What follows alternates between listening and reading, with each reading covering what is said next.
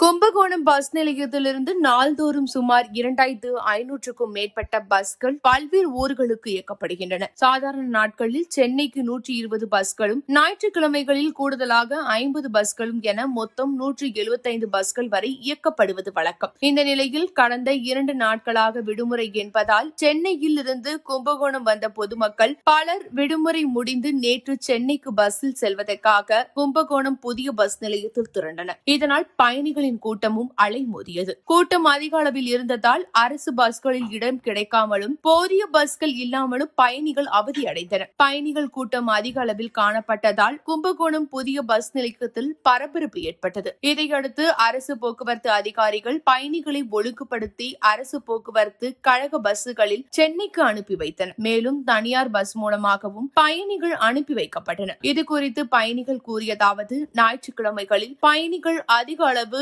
சென்னை செல்வது வழக்கமான ஒன்றாகிவிட்டது. ஆனால் தேவையான பஸ்களை அரசு அதிகாரிகள் ஏற்பாடுகளை செய்வதில்லை. அதற்கு பதிலாக வசதி குறைவான தனியார் பஸ்களை அமர்த்தி பயணிகளை அதில் செல்லும்படி வலியுறுத்துகின்றனர். எனவே வரும் நாட்களில் தனியார் பஸ்களில் அனுப்பி வைப்பதை தவிர்க்க வேண்டும் என்றனர்.